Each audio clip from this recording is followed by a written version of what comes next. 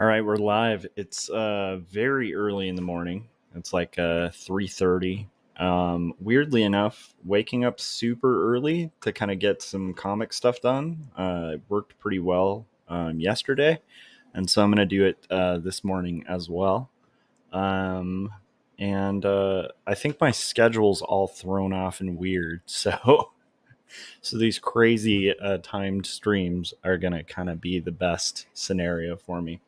So, anyhow, who am I if you're tuning in? I'm Joshua Kemble.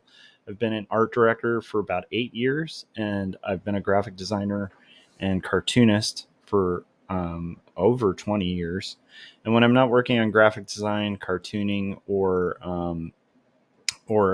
art direction, I'm working on graphic novels like my graphic novel Two Stories, which is a 120 page graphic novel that's hand lettered, hand inked, and uh, varies between two different styles. From like one that's kind of like a more cartoon modern style to a more kind of rendered realistic style, depending on the narrative that's being told. And the story basically addresses my hat is hitting the you can tell I'm kind of waking up in the morning when my hat's like hitting the microphone. But uh so it talks about a time in my life where I was suicidal, to be honest. And kind of tries to destigmatize conversations about hard mental health issues, and talks really candidly about that, as well as like some childhood experiences and stuff like that. It's like part one of a two-part book series that I plan on doing, kind of explaining how I found my own faith, and also how I learned how to navigate kind of mental health issues, as well as like caregiving for somebody with panic disorder. So it's a heavy book, but at the same time, I think it's well worth reading, and I think it's an important conversation for people to have. And I wanted to put it's one of those things I've always been critical of in society, is like looking at people's lack of ability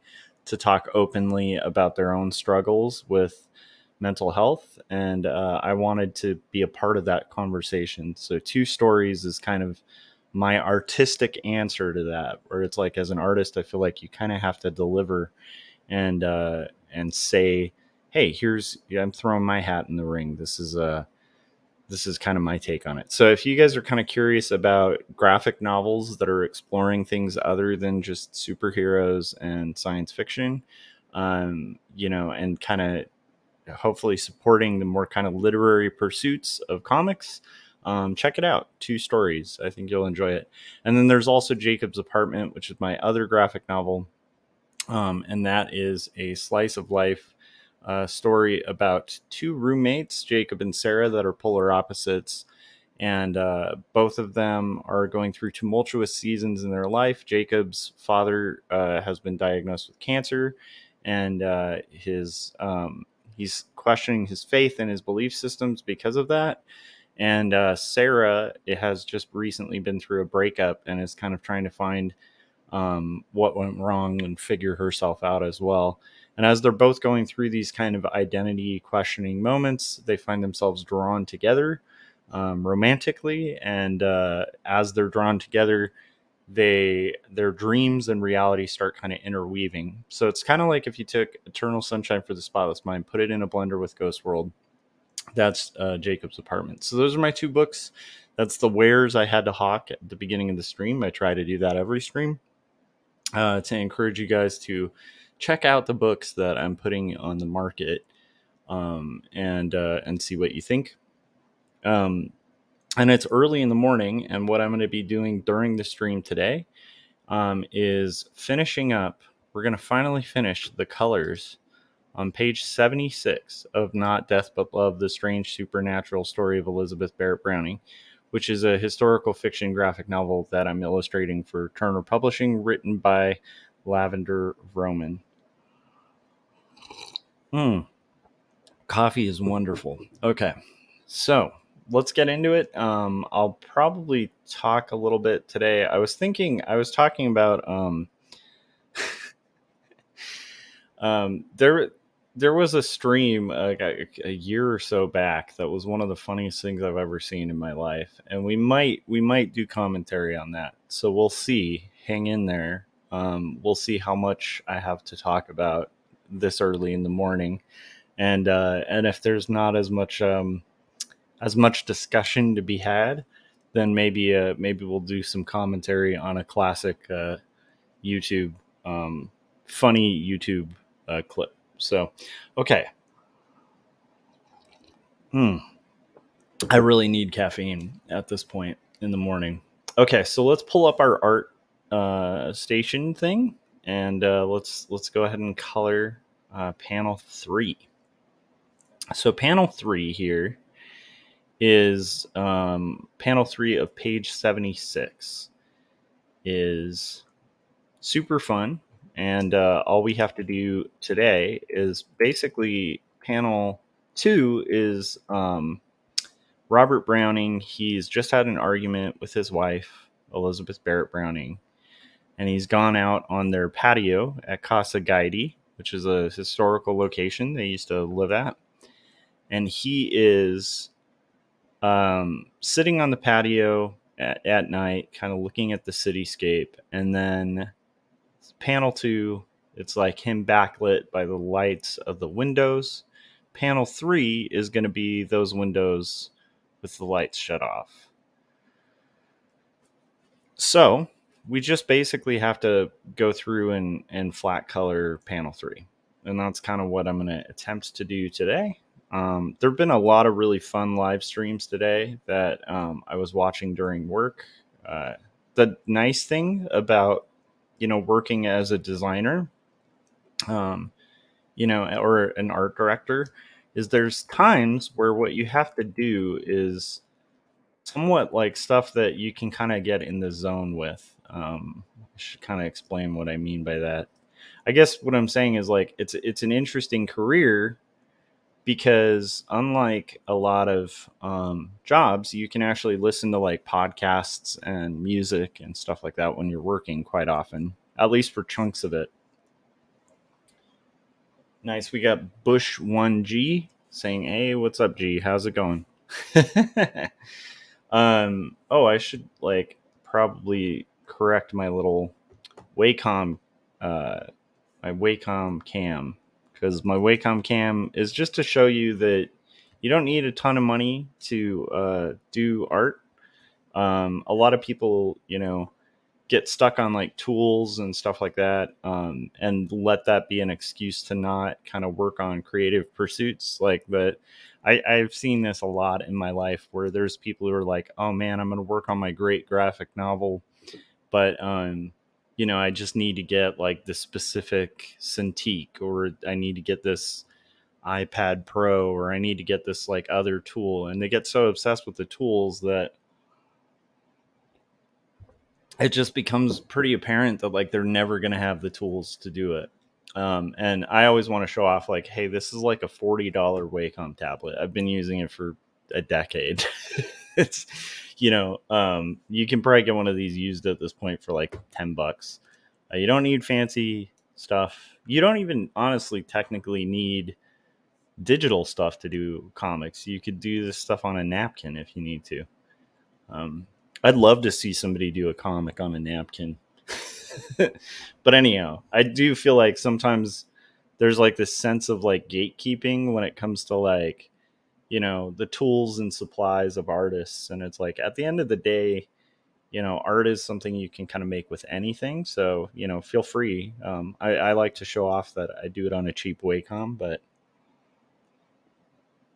and I've acquired a lot of like tools and stuff like that. And of course, like Adobe Creative Cloud is kind of, pricey for a lot of young artists. And I have that. There's things I'm definitely blessed with, but my point is just like, don't let the tools be a hang up. Okay. So let's get into, coloring this last, let's see here. I got to turn off all my rendering layers. I have like a bunch of, layers rendering this out that I need to kind of turn off so that we're just seeing flat. And all we have to do today, for me to be able to potentially catch a little more sleep before I have to go to my day job is get through this flat coloring.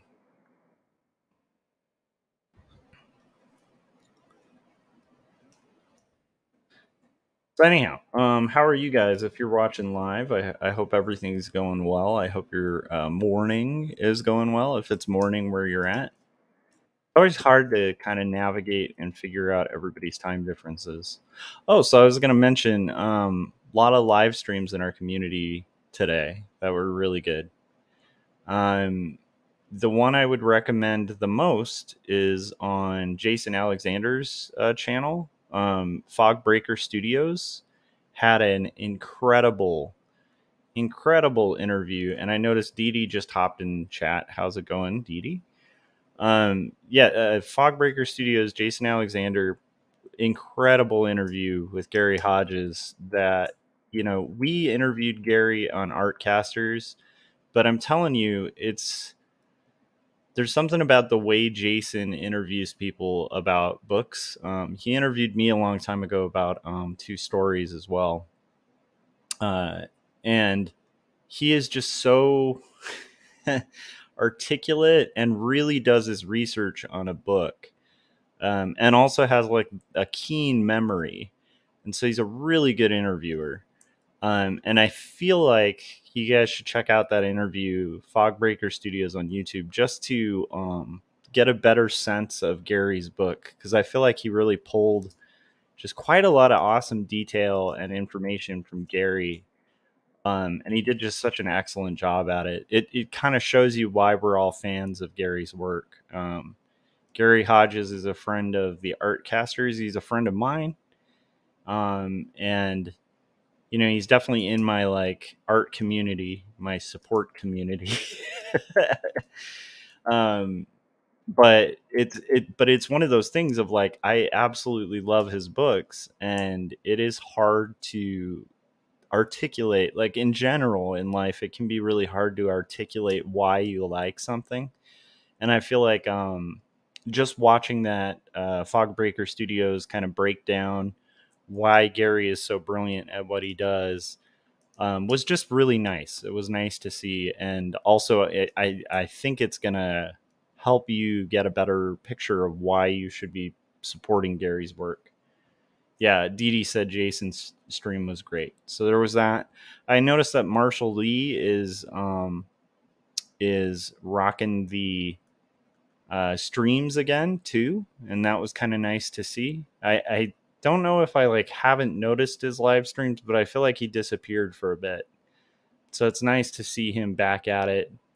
He had a pretty great motivational stream where a lot of the premise was a lot of stuff we say on here all the time, which is just do it. And he kind of went through all the comics, all the different ways you can basically execute comics, and then was saying you should just do it. So I think that's a good stream too. It was nice, and it was nice to kind of see some of his comic collection, some of which we share. I don't often get the chance to kind of pull up books from my own book collection on live streams because, again, the format of my show is a little different, especially recently, because it's like, most of my show is like I am working on this crazy graphic novel. And honestly, if I'm doing anything, it needs to be something I can do whilst working on comics. But I will say it was neat to see, because like I think Marshall and I have a lot of shared comics, and it was kind of fun to see. And I think it's a good example of the different varieties of comics that can be had. One thing I'd love to do on stream one of these days is just pull open Building Stories, which is Chris Ware's kind of crazy board game comic, where it comes in like a board game box, and it is a graphic novel, and it has like, I can't remember the specific amount of books, but it has like 20 different, something around 20 different books. One's like a little golden book. One of them is a literal game board, like it's bound and looks like a game board. One of them's a traditional floppy comic. Another's a mini comic. Another's a newspaper. Another is a graphic novel. And they're all in this box. And whatever order you read them in, um, the story, all of these different books tell the same story. It's kind of a brilliant piece of work. And I think it's still available. Um, it's hard to know with Chris Ware stuff because quite often, like it that used to be affordable on Amazon. Like you could get it for like $40 for this. Like I'll have to show it off at some point.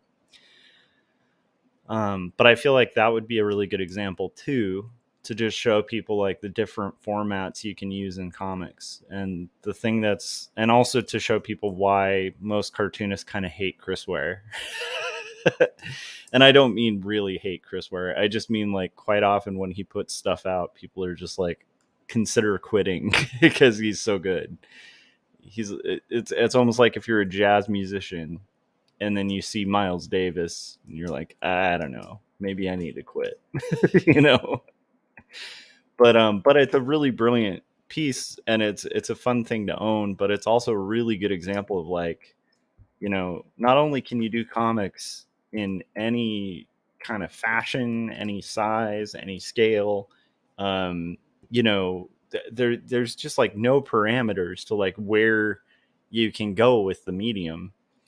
But not only that, but you can also do like 20 books of different styles that all tell a story, and like all tell one story. It doesn't have to be like, even the packaging doesn't have to be the same. Oh, cool. Dee Dee said that I think regarding Marshall that he went back to school for computers and programming. Not sure exactly. Nice. Well, that's cool. Programming would be probably a good thing to know.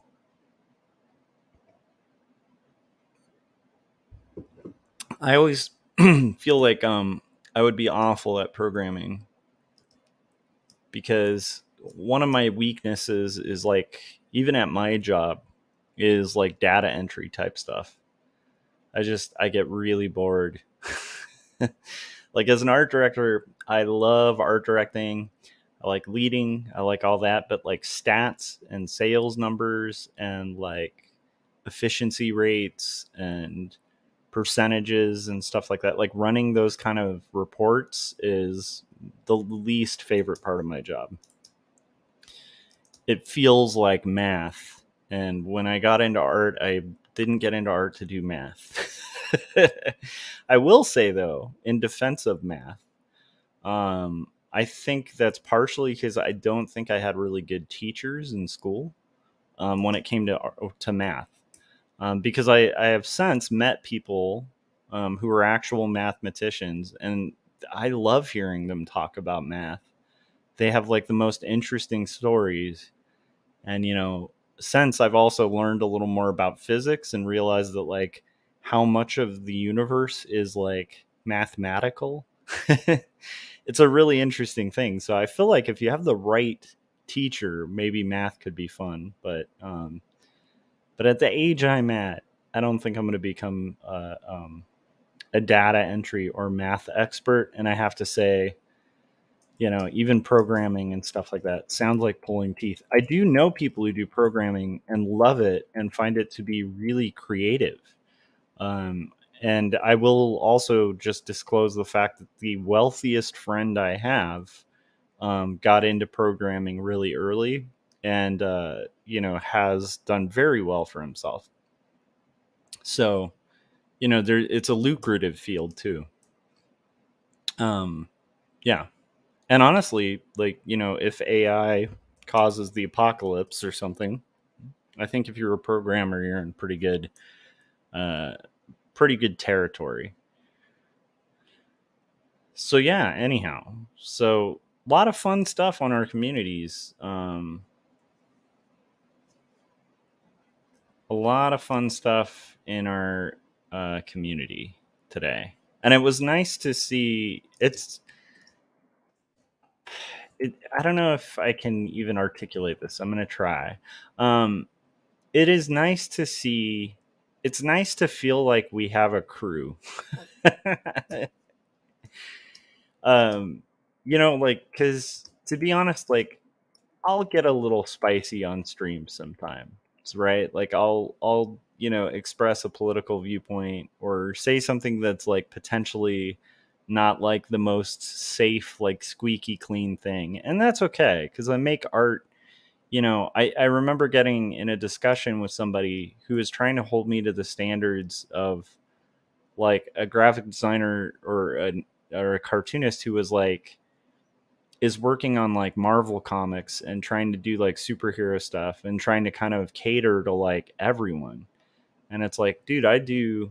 And I remember having this conversation, and this kind of actually changed that person's opinion, which was just pointing out, like, hey, the kind of comics I do, like right now, I'm working on a book that's particularly going to market to people who are like into poetry and like the history of Elizabeth Barrett Browning and like into like weird old Victorian stuff. And honestly, like, this is a book that's co-written, so a lot of the marketing I may not even have to worry about as much with this book. But in general, like my own personal work, it's all like really it's very self-expression ish. It's like I do, anybody familiar with my work, I like spill my guts. I write stuff that makes me uncomfortable in my books. And so like to tell somebody who's writing like autobiographical work like, hey, you shouldn't express your opinion, it's like, dude, that's the basis of my art, for a lot of the stuff I do. However, I'm getting to a point here. um However, as much as I'll like express myself and stuff like that, I feel like I'm one of the most, I would say, like, of our community, I'd be one of the more toxic people in our community. And I don't think I'm a toxic person. So that speaks well of our community. I don't know if that makes sense.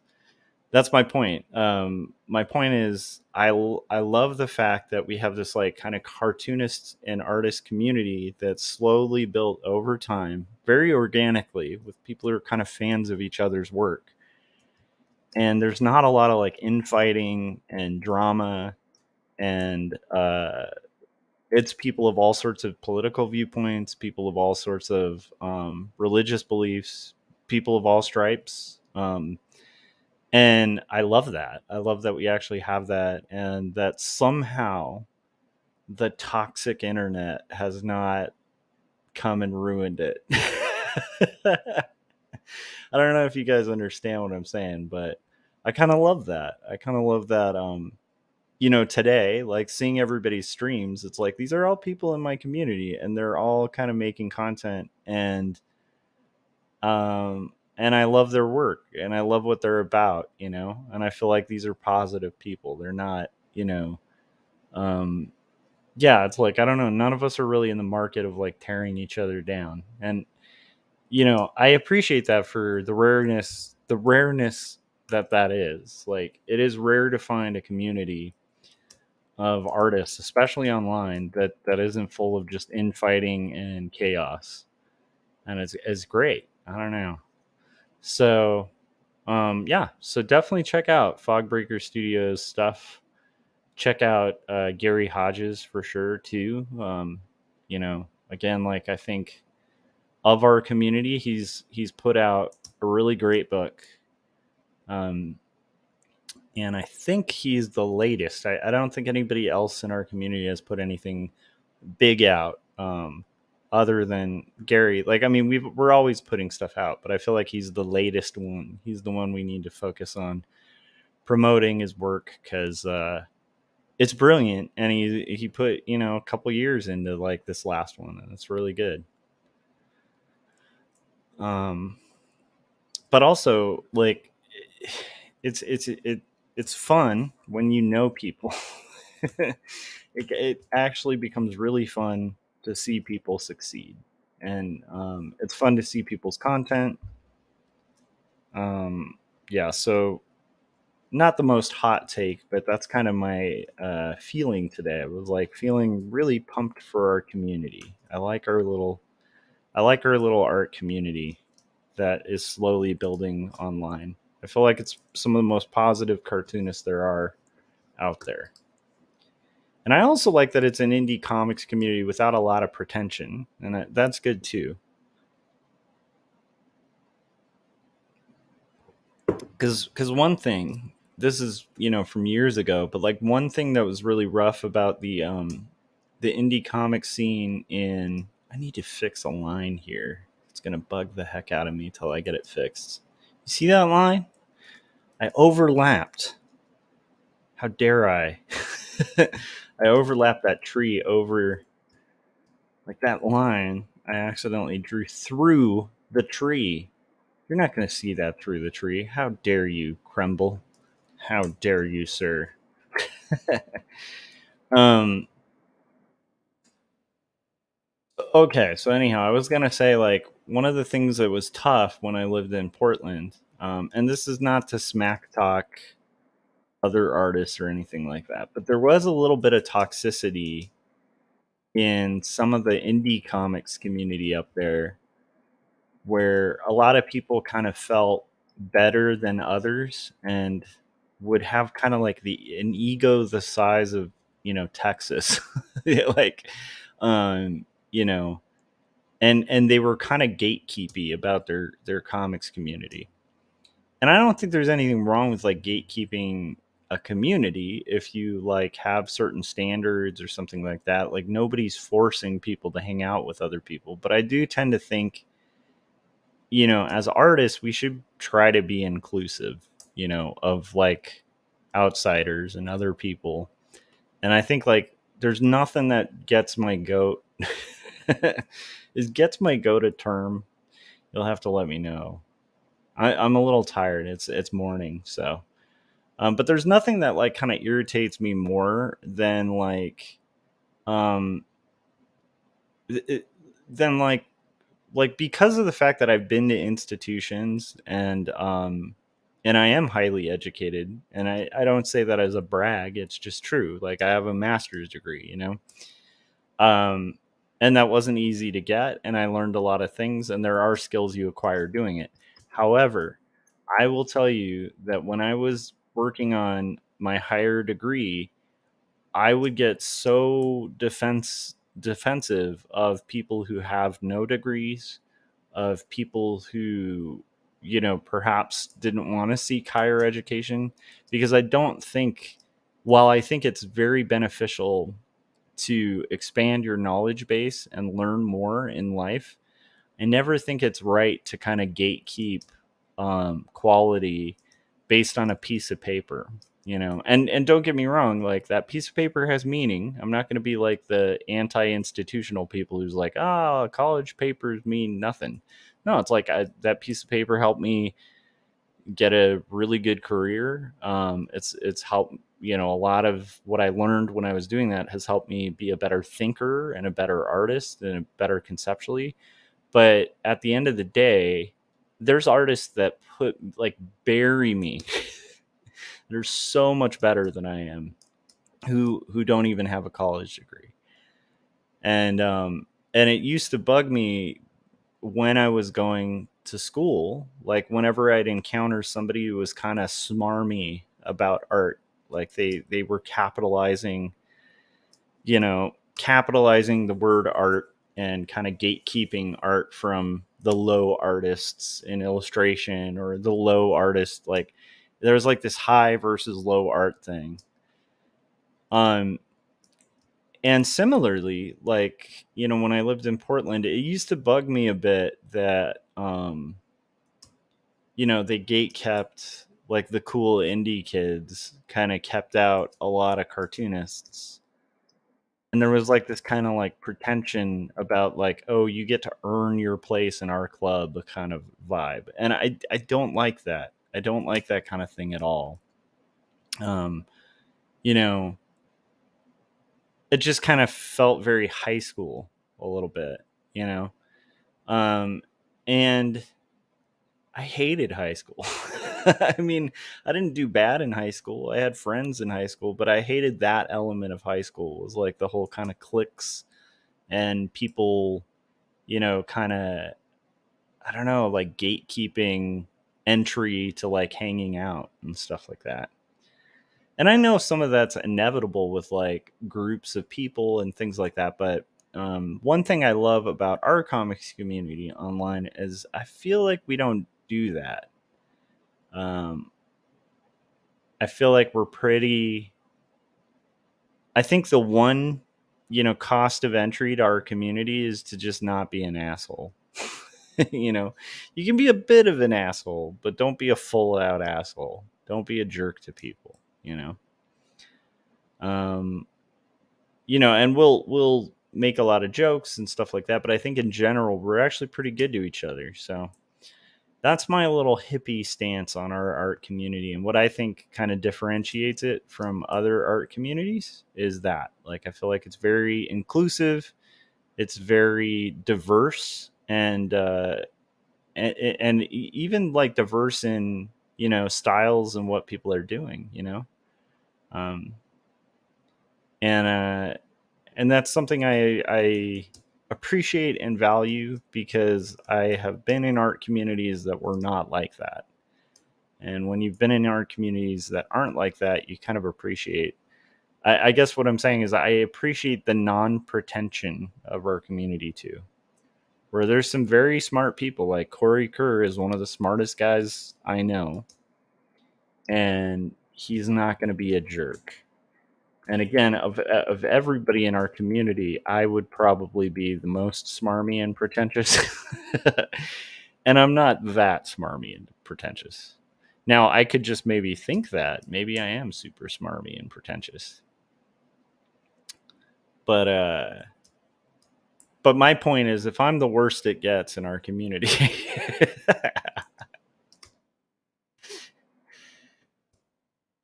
I can imagine like Frank listening to this and being like, "How dare he take that title?" I'm joking, Frank. Frank's one of the best, kindest people in our community. But yeah. So I don't know. I feel like that's a kind of neat thing. Um, so the one thing that'll get me kind of pretentious is if somebody's belittling someone for their lack of education. Like that's usually when I'll actually drop my education just to kind of talk shit to that person who's belittling someone. That's usually how I roll. Um, because I don't like that. I just don't like that in general. And what's funny is like as I've gotten older, there are some things that I think when I was in college, I was really opposed to anyone kind of capitalizing art. Like I felt like no, commercial art is the way to go. Commercial, like everybody's doing commercial art anyway, right? This was the argument that I used to make, and honestly, I'd still probably make a little bit, where it's like like high fine artists, who are doing gallery work and stuff. They're still like commissioned, like they're still doing it for money. It's like you know, what's the difference between a commercial artist and a gallery artist? There's not much. Like it's hard to kind of, once you start kind of questioning the line, where you're like, well, is this not art because it took a paycheck? Well, what about the Medici's like commissioning, the Sistine Chapel? Was that not art because it was commissioned, because it was commercial? Because I don't know a lot of people who'd make the claim the Sistine Chapel was like low art or something like that. It had action, it had quite explicit nudity, some violence in it. Is the Sistine Chapel not art because of that? I don't know. It's anyhow. My point is that's a discussion I used to have a lot. But I have changed my opinion a little bit as I've gotten older on things I used to get really defensive about with commercial art. Like I do value more as I've gotten older the art for art's sake thing, which I used to be really critical of. But A good example of this actually is Gary. um, I feel like Dinosaurs versus Mars Bots, as silly as that name can sound, um, is a real piece of art. It's like a real piece of art. And not only is it a piece of art, it's art that was done for art's sake. Like, Gary is obviously making that book to hopefully sell, and I don't think would be opposed to making money on it, but he's doing that, like, that is the book he would do whether he was paid or not. And so he's not doing that book for a paycheck only. And I think because of that, when you read that book, there is this like notable difference. Like, you can tell there's passion and consideration to a lot of things that, were you just doing it for a paycheck, you wouldn't see. Um, and I like that kind of stuff. The older I get, the more I really, really admire and enjoy that kind of art. And that doesn't mean that if it makes money, it's not good. It's just that I like that kind of drive to make art that's the best art you can make, regardless of how it, you know, sells or whatever. Um, that's something I changed my opinion on a lot from when I was younger. I used to be, when I was younger, I'd be like, you should make art that makes tons of money. And again, I'm not saying you shouldn't make art that makes tons of money. Great for you if you can. But I think first and foremost, as an artist, I feel like the older I get, the more I'm like, yeah, I mean, obviously cover your needs, cover your expenses, right? Like, nobody out there should be starving as an artist. And not only that, there are so many viable options for a career out there for artists that really you're kind of robbing yourself a bit if you don't do art for a living. I feel like there's potential for that. I'm not saying everybody can, but I'm saying, like, hey, if you can, make your career the way you pay and eat your food. You pay your food. Oh my goodness, I'm still sleepy. But if the way you eat and cover your cost of living is from doing something you've become an expert at that is creative, um, why wouldn't you? If you could, why wouldn't you? Right? Um, I love having a creative job. I love the fact that my day job uses all of my art skills, right? Uses all of my creative brain, takes a lot of my focus. I love that. I wouldn't want a different career. But um once you have that kind of that notch like met or whatever, I do kind of think as an artist you're going to need that food of that real capital A art, of that art you're making regardless, you know. A good example of that is an artist that I always talk crap about, Thomas Kincaid. While I am not a fan of Thomas Kincaid, I've probably knocked him on about 3 different streams, partially just to troll you, Dee Dee. I'm joking, but I am trolling a little bit with that. um, but no, like, one of the things I'll give him credit for, I'm gonna actually give him say a nice thing about Mr. Kincaid is, from what I understand, I believe when he was able, he really liked doing cityscapes, and so he did this whole series of like paintings of San Francisco, and they were not his best-selling works at all. Like, in fact, he could only kind of do them like every once in a while, but I think that's where his passion really laid. And even if you're Thomas Kincaid and you have like all these mall shops with your name on them and you have collectors everywhere and stuff like that, even he needed that food of doing that thing that he felt he was supposed to do in art. And it wasn't always commercially rewarded, right? Like for him, it's like his moneymaker was like, I'm going to paint a cottage, you know, um, in the forest, and it'll probably be about the same cottage that I painted last time, but this one is yellow and the last one was white. And that's his moneymaker, right? But like once he had that, you know, like had gotten his needs met, right? Then he did, you know, a landscape.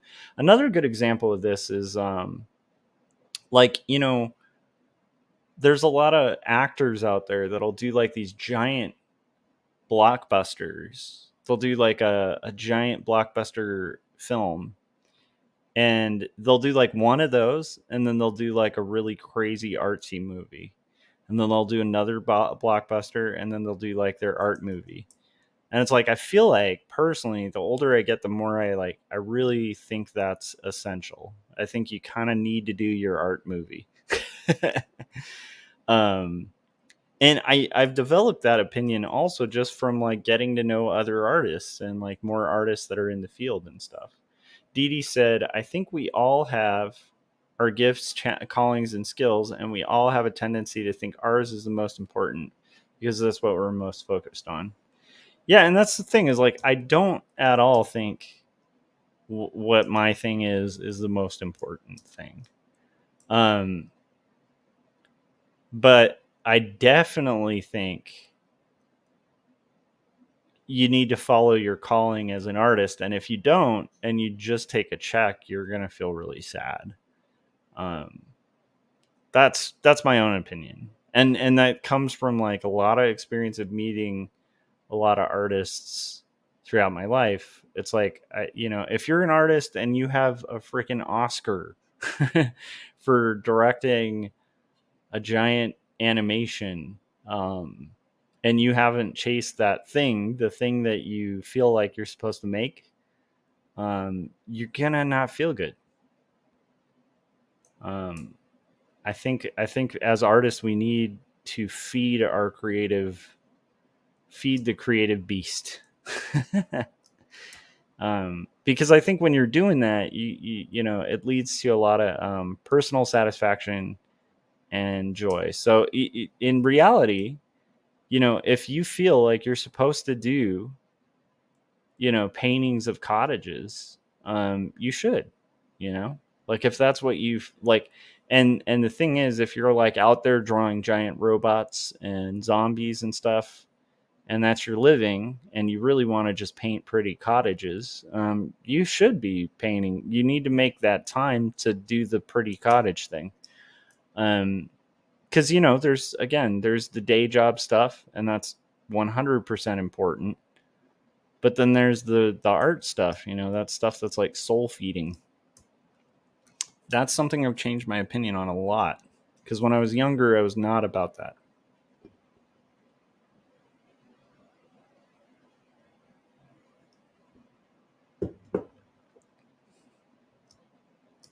Yeah, like you know, ironically, here's the weird thing. And I see this happen to a lot of creatives where quite often you'll work really hard to get to a point in your career where you are making a living doing exactly what you want to do in art. And strangely enough, like I think once you're making a living doing that, your desires will change. I'm not saying everyone, but I've seen this happen to people. So like people will be like, "Man, you know, I if I could have a career where all I had to do was like paint skateboards, I would just be happy and retire and just like that's all I need to do is paint skateboards with like robots and zombies or something." And then you'll meet that person like 10 years later and they're just like, "Man, I'm so sick of drawing skateboards with robots and zombies. If only I could do, you know, life painting or something." So there is like an element of that too. I'm not trying to say like, you know, chasing your passions will always lead you to positive things. But I think there's this thing we have as creatives. I've definitely seen this as an art director too, where my happiest artists that I work with tend to have some kind of side hustle or something they're pursuing artistically outside of their day job. They don't have to do that, but I've just noticed like people who are doing that tend to be happier as artists. And it's like palpably noticeable when somebody's not doing that because they're not being fed, you know? I don't know if that makes sense, but it's like for creatives, I really do think that's like almost as important as food. It's like our spiritual food. This is where I'm going to sound like a freaking hippie. Dee Dee was saying, of course, nothing wrong with being in your lane, whatever that lane is at the moment. Yeah, there's nothing wrong with that. There's also nothing wrong with changing lanes, you know? But again, like, I think, you know, if you're that person doing the skateboards and that's what you want to do, good. You know?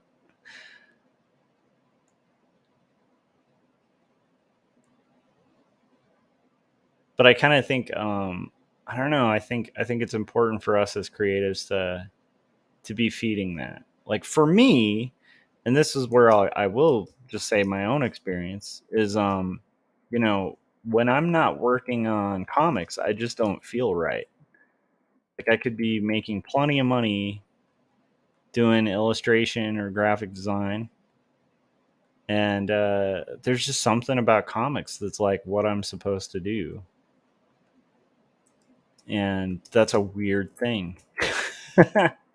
It's weird. I think most people who are gonna do comics or are meant to do comics, you know, probably don't even need to hear me say, you know, if you want to do comics, you should work on comics.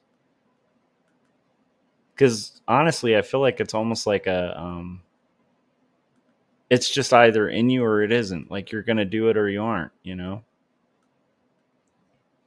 And I almost wonder. This is where I'm gonna kind of counter all the things I've been saying. I almost wonder if it's even a choice for most people. Because I do kind of feel like when you're called to do something, you're just kind of going to do it, you know? I don't know if that makes sense. But I do feel like people who avoid their calling, let's say you're like a guy who's an accountant and you've always wanted your whole life to like build, trying to think of an interesting like hobby or something. Um, have you guys ever seen those like awesome like Lionel trains or whatever? Where it's like somebody will like buy like an old train car and they'll build like a whole mini village or something inside the train car, or in their basement they'll have like a crazy model train village with like all this custom stuff that they built. So let's say you're a guy who's like working and that's your dream, you know. It's like I want to be working on these like model train things. And it's like I feel like if you're not doing that, I don't know, there's going to be a part of you that dies a little bit. However, you know, there's also, you know, there are compromises we all have to make as we get older, right? There's a very heartbreaking part of so funny. I was reading this to my son when he was little.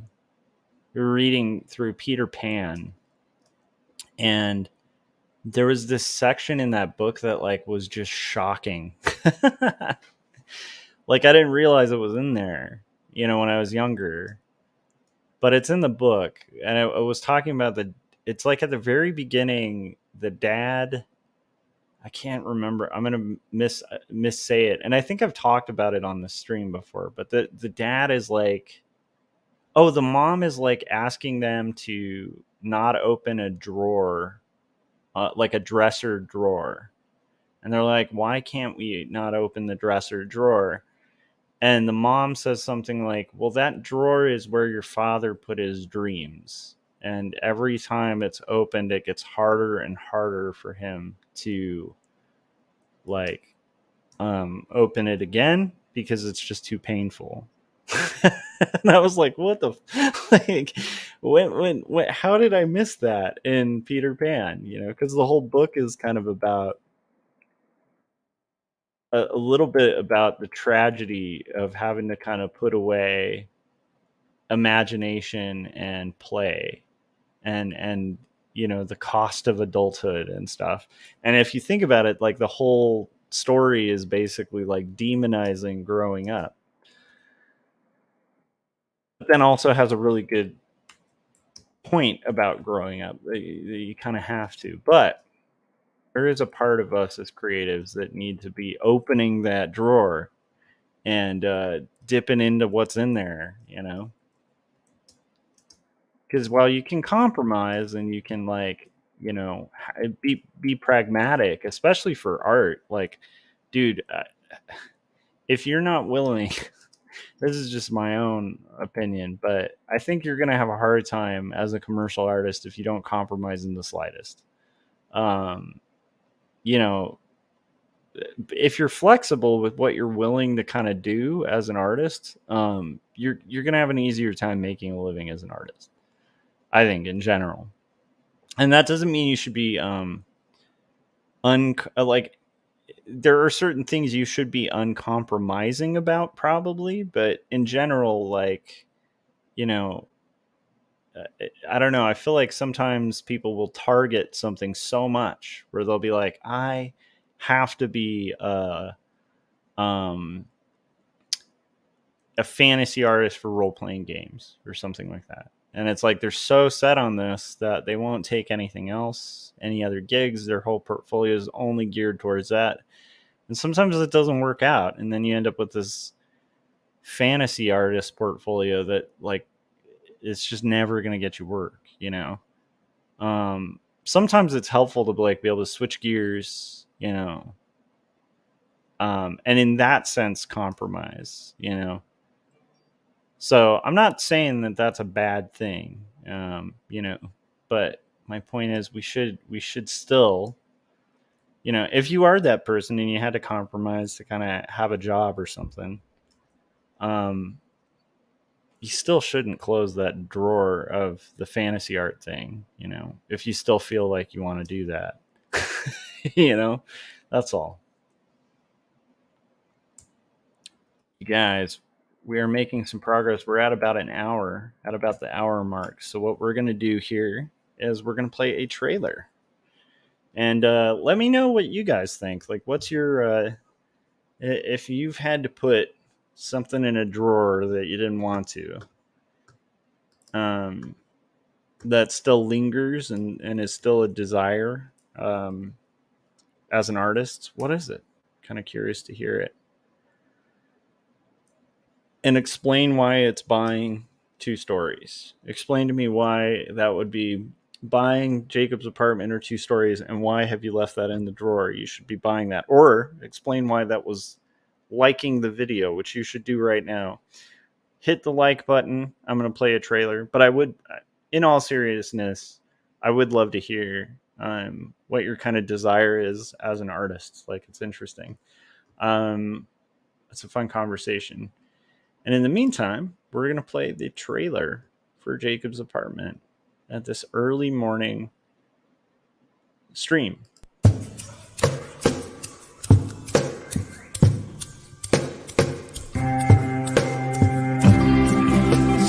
clearly, it seems that only in dreams can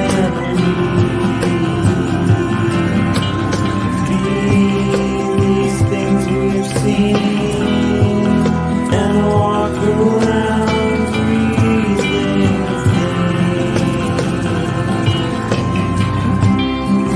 I don't know the part to play in this heart of mine. There's dissonant things, they split at the seams.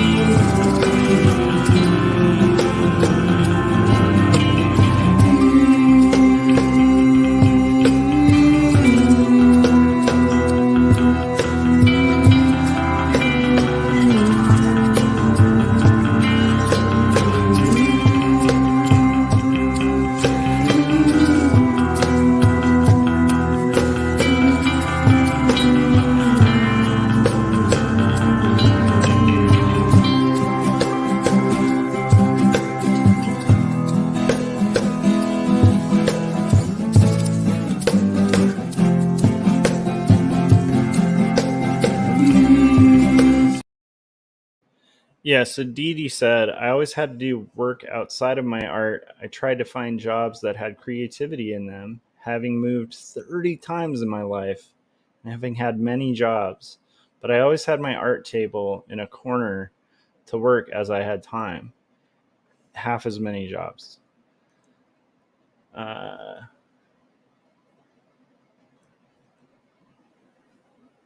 oh, okay. She was saying, and having half as many jobs. So moved 30 times and have worked like 15 jobs. Yeah, I've worked a lot of jobs in my life. It took me a long time to um, be able to kind of like have like a creative career. And I also will say, just because you don't have a creative career, and I'm not saying you, Dee Dee, because you do, Dee Dee has a very awesome, very successful live stream and creative community that she's built over the years. And I would guess, Dee Dee, I'm going to go ahead and put words in your mouth, but I would guess a lot of that's just persistence and making time for your art. Um, despite those jobs, right? No one has extra value because they're making a living as an artist, right? I mean, making a living as an artist is a hard thing to do, and congratulations if you're doing it. But that also doesn't make you any better than an artist who's, making that time to like paint in their garage, you know. um that's 100% true, I will say having a creative career is awesome, and I feel very lucky to have one, and that's pretty amazing. But I know tons of artists. I mean, like one of my like some of my closest friends, who I think are some of the most brilliant artists in the world, have like day jobs that are nothing to do with art. Some of them actually prefer that. Because I will say there's a thing that happens in commercial art sometimes where it's like, actually, I will be fully transparent. This happened to me when I was doing commercial art. I had this dream getting out of art school because I worked so many crappy jobs.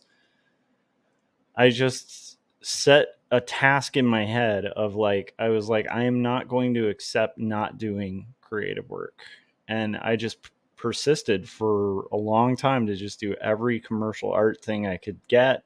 And then I worked really hard and hustled because I was like, okay, I'm going to do commercial art professionally, and I'm going to do the kind of art I want to do.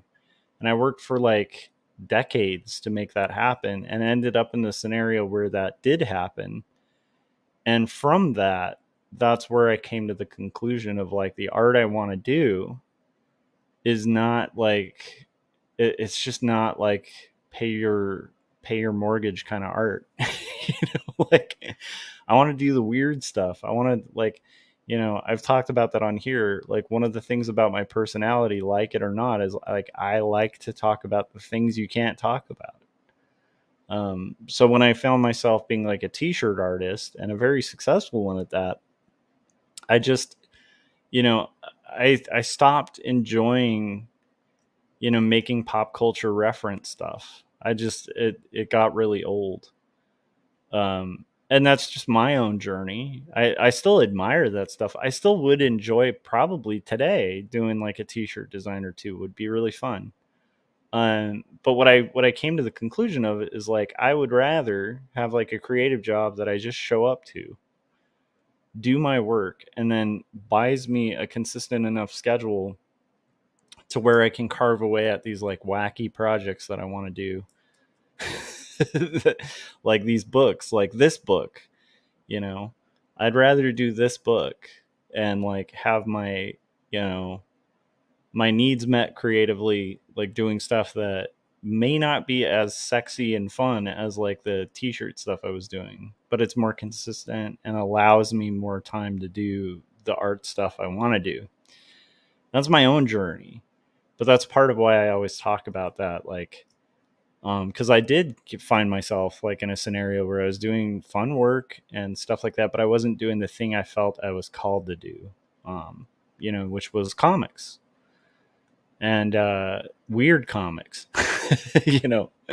um, and like, so that's where I come from with that. But I will say, you know, yeah, like it, you know, Dee Dee's the first to say this all the time too, where it's like, you know, and I think a lot of the time why Dee Dee even talks about this a lot is I think we speak from passion of people who have ignored or made mistakes in the past, right? And like I feel like Dee Dee always talks about inspiration is in your butt. I love that phrase. I think that's hilarious and amazing.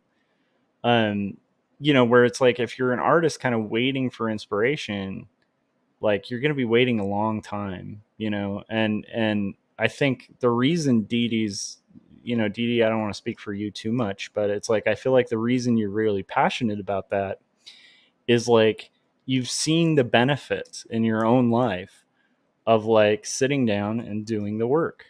You know, it's kind of weird, but there is this like cool thing that happens when you sit down and do the work. And it doesn't matter what that work is. It's just like if you're waiting for inspiration, you know. Um, and similarly, like, you know, even for like making a living as an artist, if you really want to make a living as an artist and you're sitting around waiting for that free time to open up, um, my experience, you know, unless you grew up like super wealthy, which I did not, then it's not just going to happen. Like it, you know, maybe will just happen for like two people, but in general, like the way you start doing this stuff for a living is like you hustle. you you wake up, you know, do what I'm doing here. Wake up at 3:30 in the morning when I have to work at, you know, 8:30, right? It's like that's just what I have to do sometimes to get these comics done, you know? And I'm okay with that. That's kind of like that's the cost of doing business, you know? um I don't know. I do want to check out the chats because I hope, Dee Dee, I'm not speaking for you too much. But I feel like that's why we always get passionate about these kind of things, you know? Why I get passionate about like pursuing your calling as an artist, I think, is that because I've been in a position where I was making money, but I wasn't pursuing my calling. And it's like I don't want I wouldn't wish that on anyone. That's a horrible place to be. It was awful. You know? Um okay, I'm gonna save. What do we got here?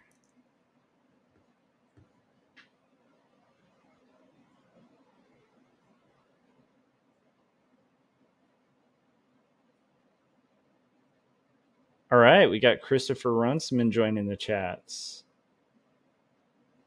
Dee Dee said I ended up doing visual merchandising for a major department store. You know what? I have friends who've done that gig, and that's a pretty fun gig. And that is creative. And that's a hard gig. I one of my odd jobs a long time ago was shipping and receiving. I worked in a shipping and receiving department at like a Gotch Chalks, and my favorite people were the visual merchandising people. We would hang out because I was stuck in like I don't know why, because at the time I was an art student, and for some reason they looked at my resume and they looked at me, this scrawny guy who has like no muscle, and they were like, okay, there's this guy, this kid, he's got a lot of education, he's built like a toothpick, let's put him in shipping receiving.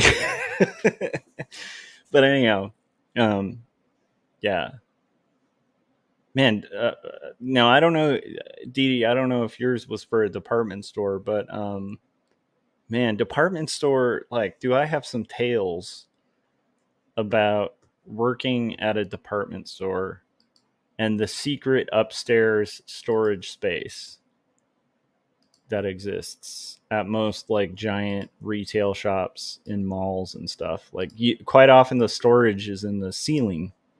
A lot of people don't realize that. So it's like when you're on the floor of like a Sears or something like that, there's quite often all of the back stock is kept above it, like in the ceiling. And also That's a great place to read books when you're on shift. Let's see here. Um,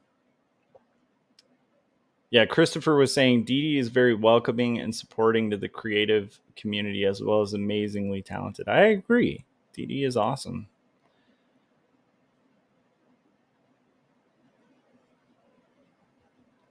Yeah, and then Dee Dee was saying, "Thank you, Christopher. I've worked at that for the last 13 years." And let's see. Oh, Christopher's just throwing around compliments. Like this is like a drive-by compliment. And Christopher is just like and like gets in his car. He's like compliment. Oh, I didn't ask for that. I'm teasing. Okay. He's got like his crew of people. He's like, guys, get in the car. We're doing some drive-by compliments. Let's do this. No, he said the fact that you do complete graphic albums while being a great family man with a full-time job is phenomenal. Thank you. Um, and also he said you're the right kind of creatively weird. Nice.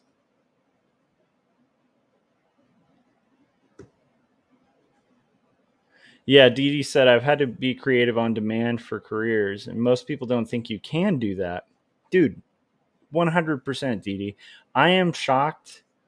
Like again, here's my take on it. Um, I am not the best artist in the world at all. Nor am I the smartest person on the planet. And nor did I get born into like wealth or anything like that. And it's like, so when I look at my own life and I'm like, I was able to get a master's degree, which is insane. I am not that smart. So the fact that I was able to do that to me speaks to the fact that more people are able to get education than realize it. The fact that I was able to make a living as an artist and am able to make a living as an artist just makes me think like, oh my gosh, people are crazy who want to do art that aren't doing creative careers. Cause I'm like, you can, like you can. It's really hard. It takes a lot of persistence, but if I could do it, I don't see why a lot of people can't do it. That's my own bias, but it's like I definitely when I look at my life and the luck that I've had with creative careers and stuff like that, coming from like having to work graveyard shifts at a like mini mart and shipping and receiving jobs and like cash registering and all these crappy jobs, but still just through persistence and really taking art seriously, trying to get my portfolio better and better and better, and just kind of chipping at it and not accepting no as an answer for like doing creative work. I It just kind of happened, and it's like just my own experience in that. If I when I like to me, it's encouraging to me because it's like so many people could do it because I'm not that good. You know, like if I can do it, I don't see why somebody else can't because I'm not that good of a creative. Um, I've gotten better as I've done stuff, and like again, there are certain skills that you need to kind of do creative work. Like Dee Dee, like you were saying, being creative on demand is a little different. You have to be able to meet deadlines. You have to be able to kind of assess stuff. You have to be able to work with people. But yeah, like honestly, if I can do it, I don't see why. Like, I think, I think, yeah, there's just so many things out there that creatives could be doing for a living. Like, I used to say this when I talk to students about it. It's like just walk through the grocery store and look at the aisles of stuff and realize like somebody somewhere got paid to design that. like like you know somebody made a living doing that. Somebody's making money doing that. And like the second, when I was a student and I started looking at things like that, I was like, oh, well, I should be one of those somebodies. because I may not be the best, but there's a hell of a lot of people out there that aren't as good that are getting paid for it. And I hope I have that effect on other people too, where people might look at me and be like, dude, this guy's not that great. Like he got to publish. If he can get a publishing deal, I can. Yeah, you can. Like, believe me, it's possible. Um, yeah, for sure.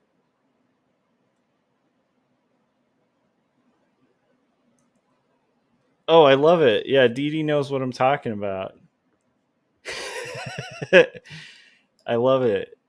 That's funny, Dee Dee. I don't know if we knew this before, but I didn't know you had that. That we both have worked at a department store. That's hilarious. We probably both know a lot of weird department store gossip. Um, Dee Dee was saying,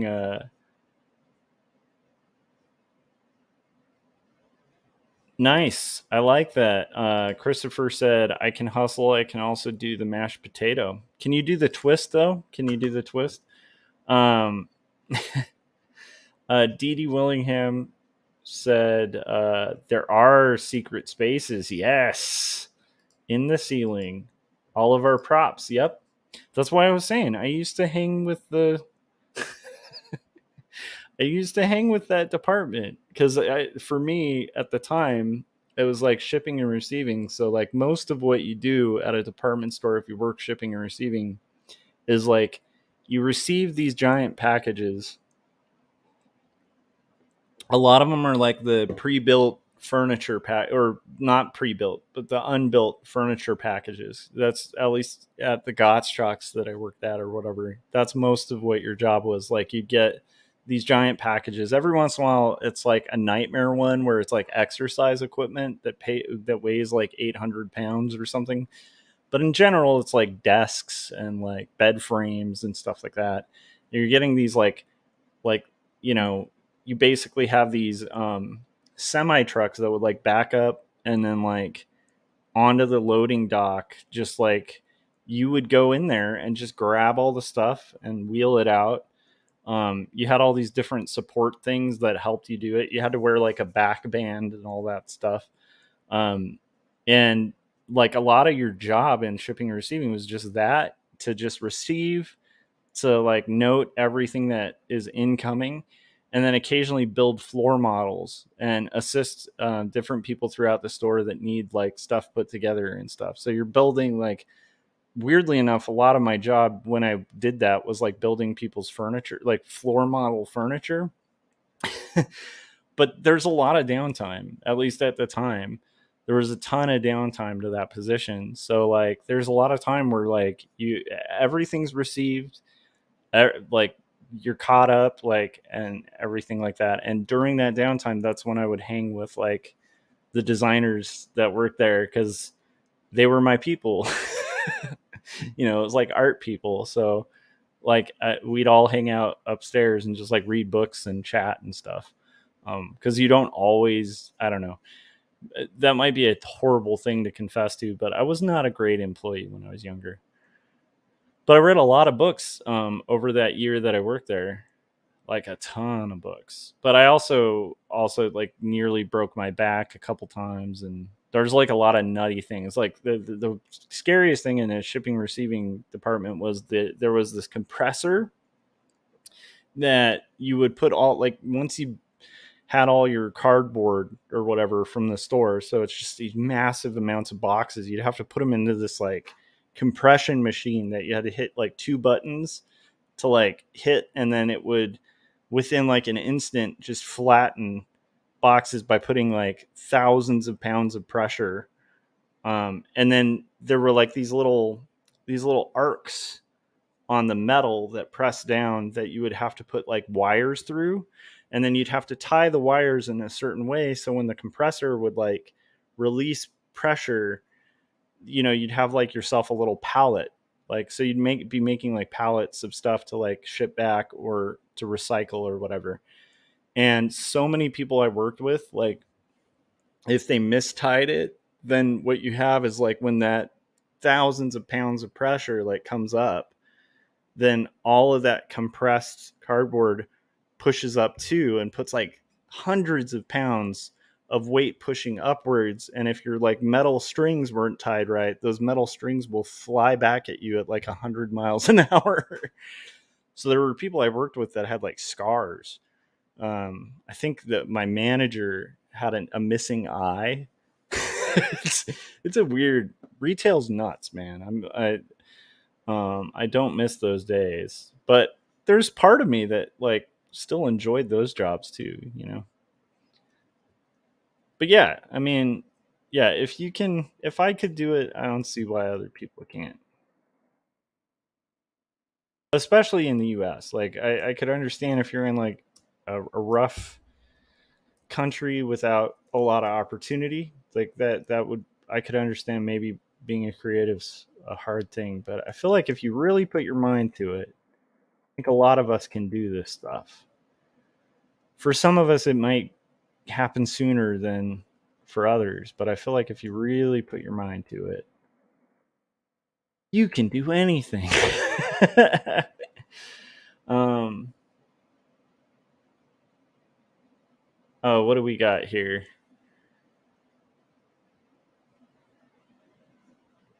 Yeah, those props look pretty. Those props for department stores can look really creepy at closing time too, because there's not the best lighting in those like upstairs spaces, and there's like these weird little like freight elevators that you can use to get up there, and it's like, but like closing shifts were always a little creepy because you'd be walking by and there's like these just creepy looking mannequins like everywhere. And quite often like weird little like, you know, an area they're like spray painting something for the displays, or you know, like shoes kind of sitting there, but there's something really like awfully creepy about that. Nice. Dee Dee liked the drive-by compliments. Sign of a natural born creative is persistence. It's true. That's from Christopher. Somebody stacked their pop cans as a colorful face. I like that. The most important thing, Christopher, can you do the hokey pokey? It's a fair point. We might have to have that be the last question of the stream. Um, oh, there we go. We got Christopher Runciman saying I can do the twist. And I also put my left foot in it and I turn it all about. Um, now I'm like trying to remember. Is it called Egyptian? There's a song I love that's about like a weird dance move, and it was like this all girl band from like the '60s. What was it called? The Egyptian Tango?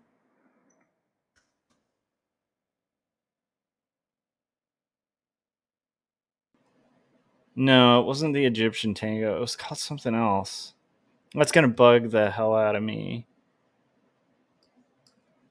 Egyptian song. Not walk. It's not walk like an Egyptian. You know what? What's weird is I feel like Christopher Runciman will know this song. Maybe not. Let's see here. But it's definitely not walk like an Egyptian. There's an Egyptian song that's so funny, and it's an all girls band from like the '60s, and they're like, it's bizarre because they sound like post punk, like it's insane. Um, let's see here. Oh, Christopher said I was a shipper, receiver, and stock person at a store. Also, yeah, it's hard work, but it's also kind of fun.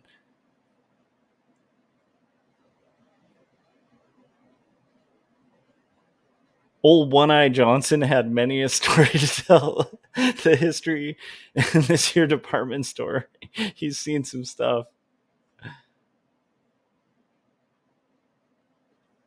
Yeah, we average walking 10 miles a day, a young person's career for sure. Because, like, you have to be all over that floor. And then here's the thing, too. You really, like, if you're out there and you're that person who, like, goes into a department store at, like, 10 p.m. when their closing hours are 10 p.m. and then lags on your way out, like you gain, like I hate that person so much still to this day, where I'm like, I do everything I can to not be that person, because to close a department store is a whole beast of an activity, where it's like you have to have all of the security doors like close, and you have to coordinate it with the security guards, with every employee has to have their register counted and ready to go.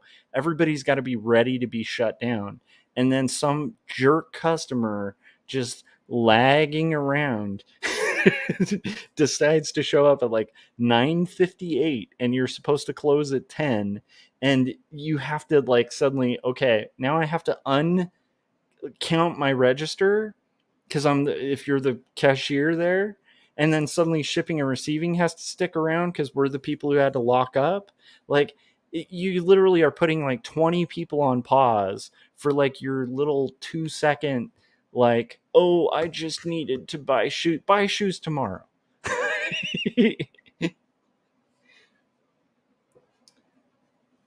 Oh, I wish I could remember the thing. Yeah. But it is funny, like retail, man, again, I try to remember those things to really appreciate the career that I have now, cuz like art direction's crazy and hard and like has a lot of challenges to it and stuff, but I I don't think I'm ever going to feel the frustration of that I did when you're about to close and some douchebag you know is like refusing to leave the store, like. And the thing is, at a department store there's like 20 warnings too, where they're saying over the intercom, like, hey, ladies and gentlemen, you have 5 minutes till closing, you know you have 4 minutes till closing. There's like a countdown, and everybody's on their walkie talkies coordinating this whole orchestra of closing the store. And then, some douchebag just ignores all of that. And of course you have to, when you work for a department store, it's always like the customer comes first kind of thing. So you are forced to smile at this person and tell them that it's not an issue, that I am now going to have to stay 40 minutes overtime because my life didn't matter and you needed to buy a freaking watch or whatever it is. Oh, I don't miss that at all. Like, I don't miss that at all. I did learn a lot of valuable skills with like customer service and stuff like that has helped me as a creative. But yeah, I don't think I'd want to return. All right, ladies and gentlemen, we've done our stream. I gotta show. I want to show you guys what I've got here. Um, because I feel like it was blocked. So that's what we've got. We've got lights on, lights off. I think that works. So I think this page we're gonna call finished, and yeah, we had a nice conversation about the hell of retail. But if you ever hear like me or Didi or Christopher talk with passion about art, it's because a lot of it comes from experiences of like, hey, we're doing it. If we can do it, you can do it. Like that's the thing. And like yeah, like the whole persistence thing. But it's like, dude, look at the page I just finished. It's okay. It's pretty good. There's a million artists that can do a better page, but I got a publishing deal for this. And like, you can do it too. If I could do it, why can't you? Right? Like, I feel very much like that. That is true.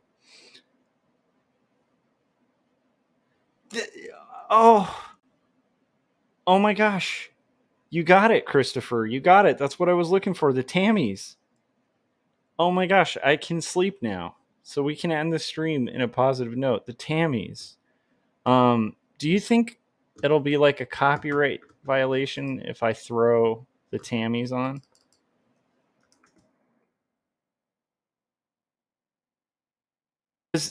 The Egyptian Shumba is like, I'm telling you, this is one of the coolest.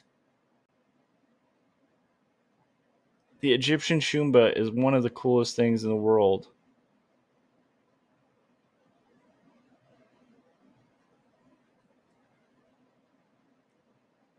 It's I almost want to throw it on, but I don't want to get demonetized. Okay, so we'll listen to like a few seconds of the Egyptian Shumba to close it out. Because if you haven't heard the Tammys, dude, like there are arguments to be made that they're one of the first punk bands.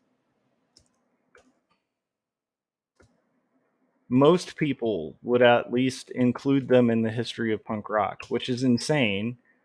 But this is one of the coolest songs ever. I just want to find a good video. There it is. I think this will do it. Will this have audio though? Okay, here we go. Are you guys ready? Okay, so let me share. I just got to find it.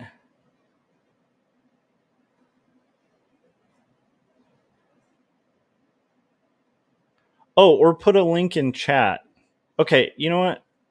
We're gonna watch it. I'll just risk monetization. So, uh, and then we'll learn from it. I'm just also like it's early in the morning, so I'm having trouble finding the. Okay, there we go. We're gonna find it. We're gonna listen to some rad music, you guys. Okay. Boom. Can you guys see this? Okay, and let's put it on like a more kind of standard share screen. All right, guys, are you ready for this business? I don't know if you can handle what we're about to lay down here. Okay, here is. Let me know if you can hear this. Okay, here we go, guys. The Egyptian Shumba by the Tammys, and I will talk.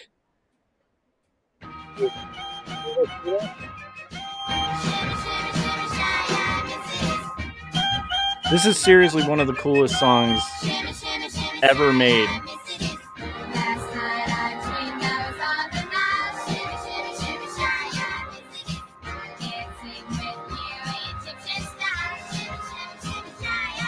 Just wait for the chorus and then we'll cut it.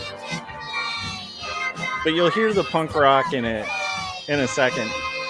Okay, here it is.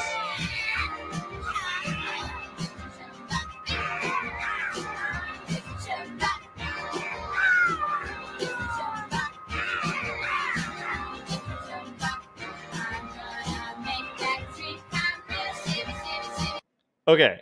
So it's so good, but like I don't know if you heard that, but there's like literal like wow, like some Iggy Pop style stuff going on in the chorus that they were doing. It's I encourage you guys. I will leave the link in the chat so you can check out this band, but I'm not even joking. This band is in a lot of the history books for punk rock. They were very influential in that sound.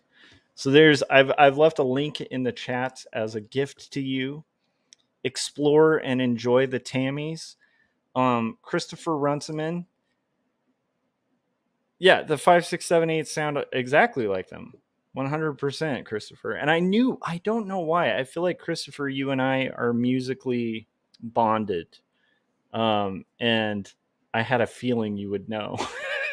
I just knew you would know. So thank you for helping me not go to sleep, not remembering that. All right, guys, we finished some comics. We talked about retail stories. Um, we talked a little bit about pretension being a crappy thing in art.